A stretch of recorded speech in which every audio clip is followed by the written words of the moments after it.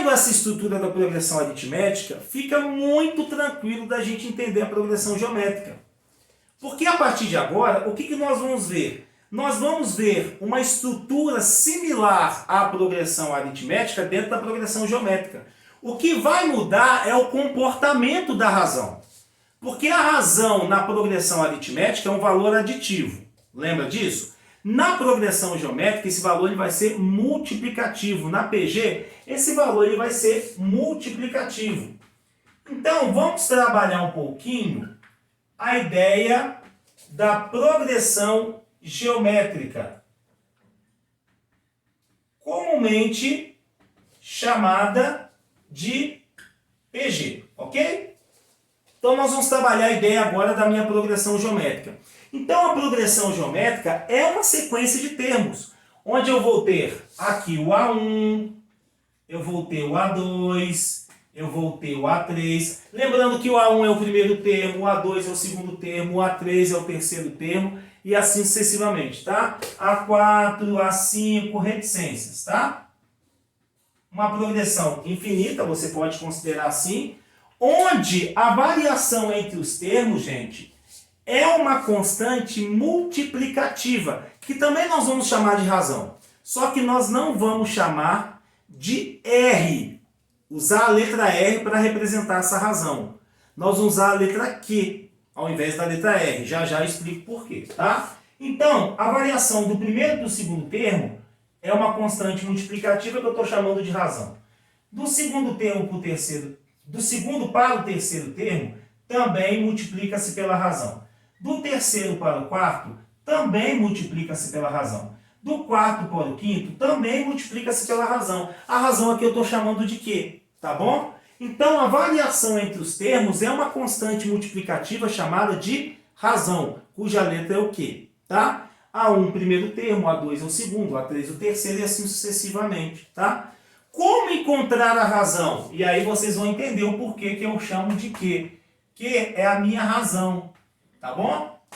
E eu chamo de Q a razão aqui porque a minha razão ela pode ser obtida ao invés, como lá na progressão aritmética, a razão era um termo menos o seu antecessor, o termo que vinha antes dele. No caso, a razão aqui é um termo qualquer, que eu chamo de AN, é o termo geral igual lá na PA, só que vai ser dividido por AN menos 1. Quem é o AN? É um termo qualquer. Quem é o AN menos 1? É o termo que vem antes do AN, é o antecessor imediato dele. Como a gente fala que é quociente, divisão, então por isso que eu uso a letra Q para a razão, tá certo? Porque ele é obtido através de uma divisão, através de um quociente. Eu quero encontrar, por exemplo, a razão dessa sequência, pego o A5. Quem vem antes dele imediatamente? O A4. A5 dividido por A4 vai dar a razão. Se eu pego o A4, vou dividir por quem? Pelo A3. Se eu pego o A3, divide por quem? Pelo A2. E assim sucessivamente, tá? É sempre um termo dividido pelo seu antecessor, pelo elemento imediato a ele, tá bom? E aí, diante disso, gente, eu tenho razão, eu tenho um termo geral. Então, eu posso ter também a fórmula do termo geral. Da mesma ideia que eu tenho lá dentro da PA, fórmula do termo geral da PG. Vou ter também. Tá? E aí, para encontrar o termo geral, lembra que o termo geral da progressão aritmética era o quê? Era o primeiro termo somado com n-1 vezes r. Era uma soma. Eu tinha o primeiro termo, aqui eu também vou ter o primeiro termo. Só que lá eu somava n-1 vezes r. Aqui eu não vou somar, porque eu não estou falando de progressão aritmética, eu não estou falando de uma constante, de uma razão aditiva. Ao invés de somar, eu vou multiplicar, tá? Ao invés de eu multiplicar, né, Lara, mais n-1 vezes a razão, eu multiplicava o n-1 pela razão. Aqui a razão vai estar elevado a n-1. Não sei se vocês estão recordando, mas na aula de hoje nós já trocamos uma ideia, e nós vamos ver isso aqui agora, tá? Diante dessa fórmula, essa aqui é a expressão que gera para mim qualquer termo da progressão aritmética, da progressão geométrica, perdão. Um termo qualquer vai ser o primeiro termo vezes a razão, que é o quê? Elevado a n menos 1.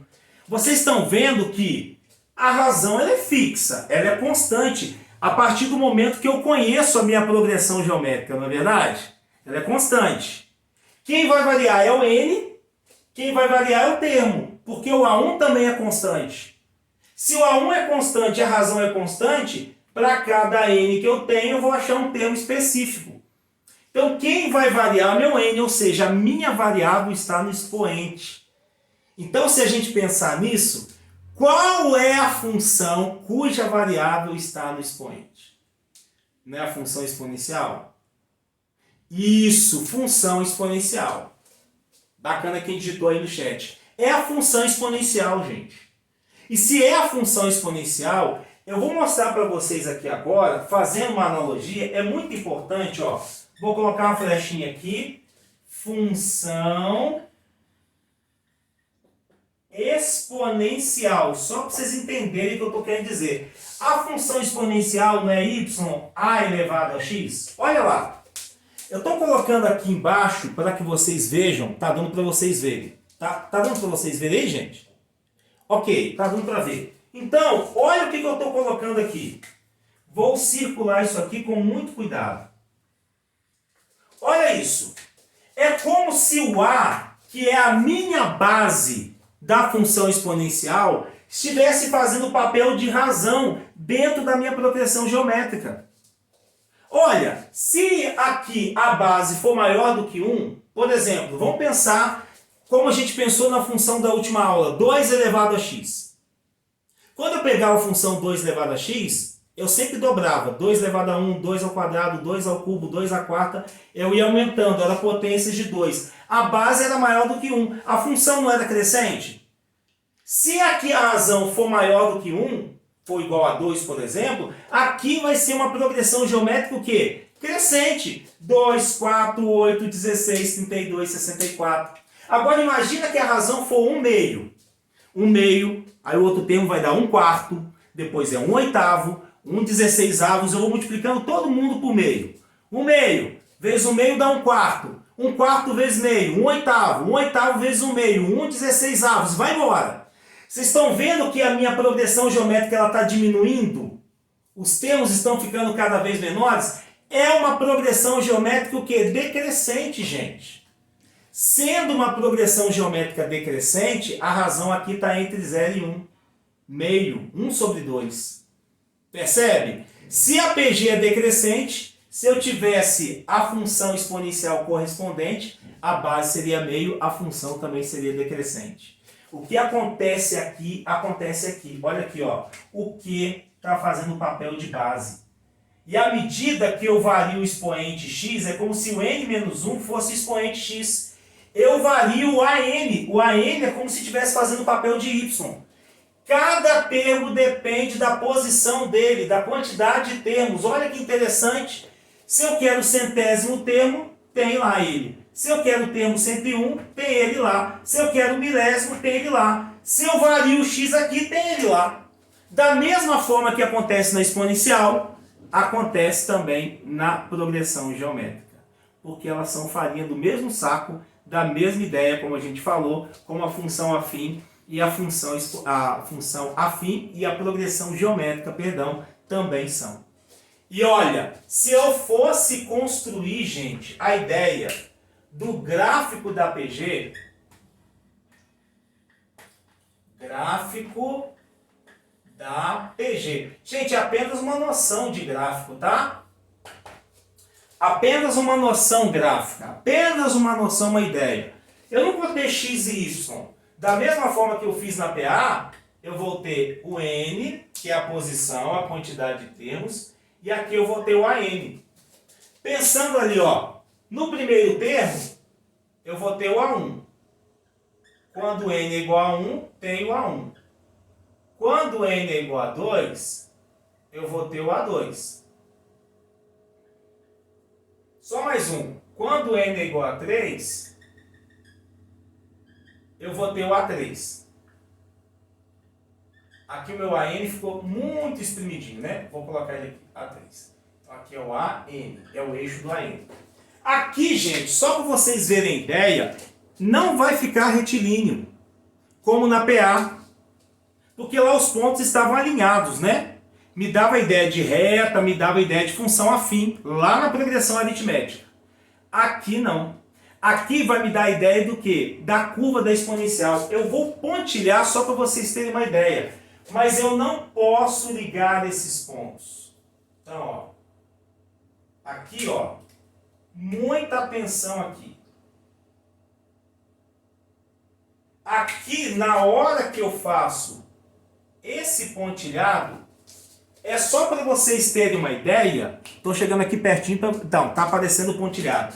Quando eu faço esse pontilhado aqui, é só para vocês terem uma ideia de que esse seria o comportamento similar ao de uma função exponencial. Só que eu não posso ligar esse ponto com esse, nem o 1 com o 2, nem o 2 com o 3, por quê? Eu não tenho termos entre o primeiro e o segundo, eu não tenho nenhum termo entre o segundo e o terceiro.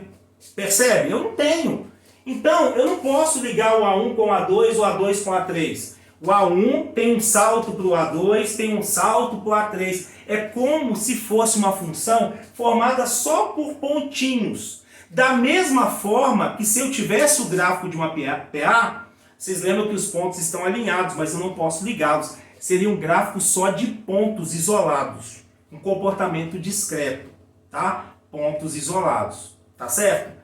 Então, gente, eu estou desenhando isso aqui para vocês entenderem que se eu tivesse como interligar esse comportamento gráfico, ele teria exatamente a ideia de função exponencial.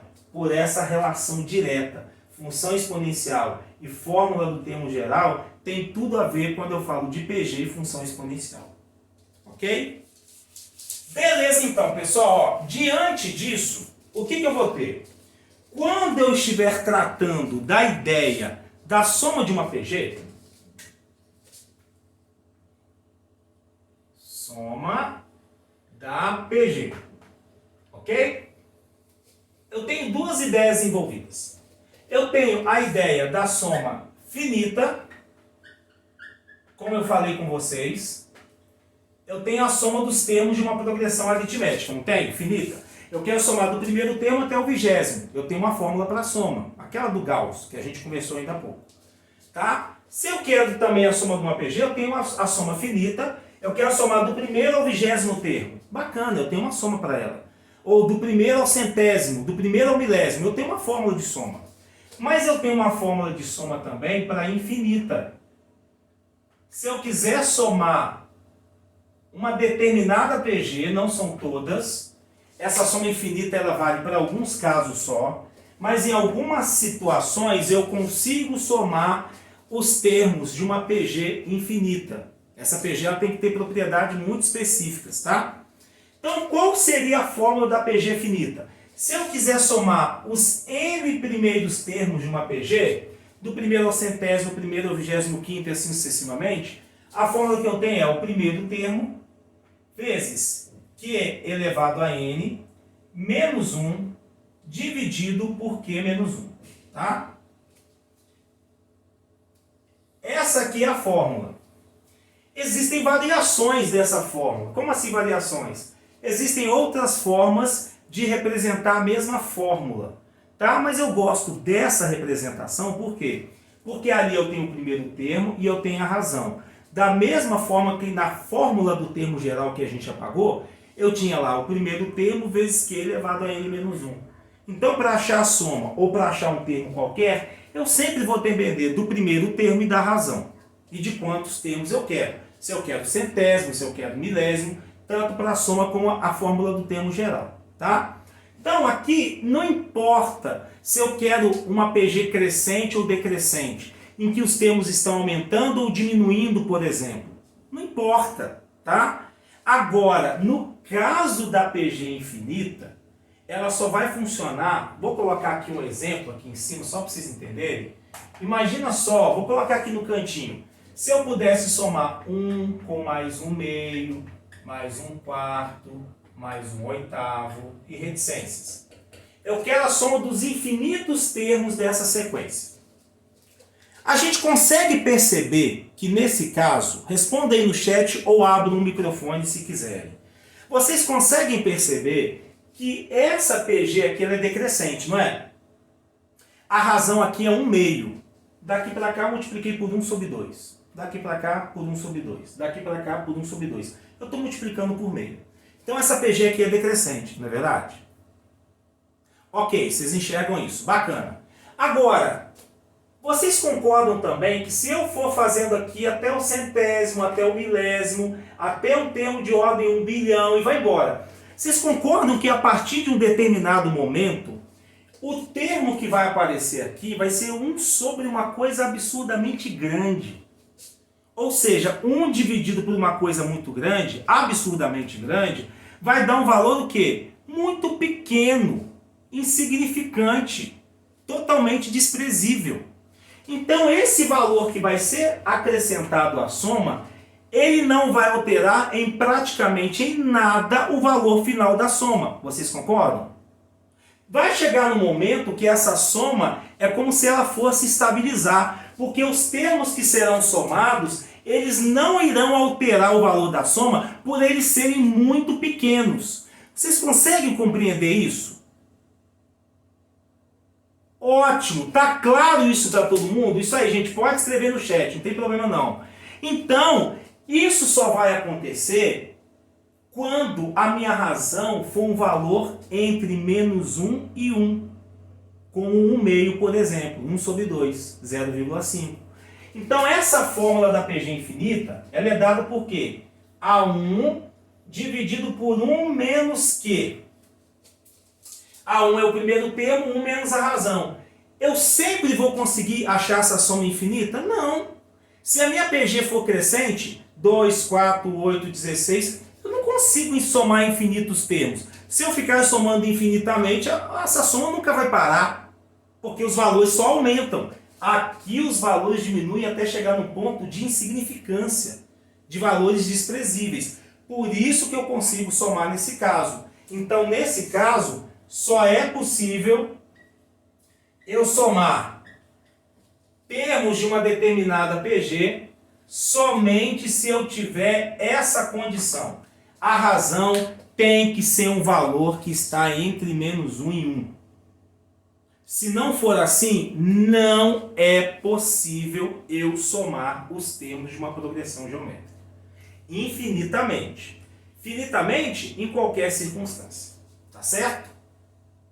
Ok, gente, até aqui? Dúvidas? Sem dúvidas. Beleza, top. Para a gente concluir, então, só essa partezinha final, tá? Com algumas observações que são importantíssimas e que também fazem menção e tem muita semelhança com as observações da PA, tá? Por exemplo, vamos supor que o A1, o A2 e o A3 sejam termos de uma progressão geométrica, tá? O termo central aqui, que é o A2, lembra que ele, no caso de ser uma progressão aritmética, ele era a média aritmética dos termos que estavam equidistantes. Era o A3 mais o A1 dividido por 2. Como eu estou em PG, aqui não é média aritmética, e sim média geométrica. Eu vou multiplicar o A1 vezes o A3. Tá certo? Como são dois termos, eu vou tirar a raiz quadrada, eu não vou dividir por 2.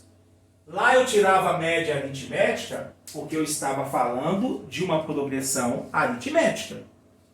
Aqui eu vou tirar a média geométrica, porque eu estou trabalhando com uma progressão geométrica. E a gente falou da média geométrica lá em estatística também, lembra? Dos tipos de média dentro de medidas de tendência central. Estão lembrados? Então, a gente falou sobre isso lá. Então lá eu usava a média geométrica e aqui dentro da progressão geométrica eu também utilizo essa média geométrica. Tá bom? Uma outra observação importante, que é a segunda e última observação, é que se aparecer a expressão 3 termos estão em PG, nós vimos que essa expressão pode aparecer em PA, não é verdade? Aí eu falei em questões que envolvem triângulos, lá em geometria e tudo mais. Aqui, gente, também pode aparecer essa expressão na hora da prova. 3 termos estão em PG, tá? Quando estava em PA, eu tinha x no meio, não é isso? Aqui era x mais r e aqui era x menos r. O anterior era x menos a razão, porque era uma PA, e aqui era x mais a razão. Como eu estou na progressão, não pode ser x menos a razão. É x dividido pela razão, porque a razão aqui é multiplicativa. Se o termo central é x, o primeiro é x sobre q. O próximo é x vezes q, tá bom? Então, se 3 termos aparecerem em PG, uma dica é você usar essa ideia, tá?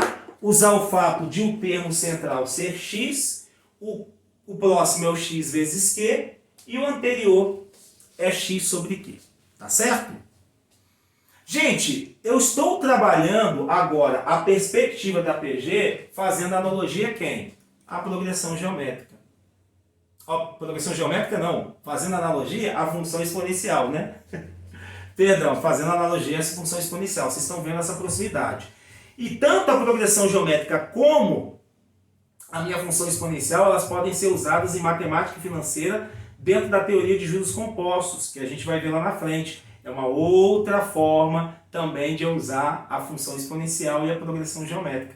Elas são tudo farinha do mesmo saco, têm a mesma relação. Lá em juros compostos a gente vai ver. Da mesma forma que PA e função afim, como eu já disse anteriormente, tem tudo a ver com juros simples, tá certo?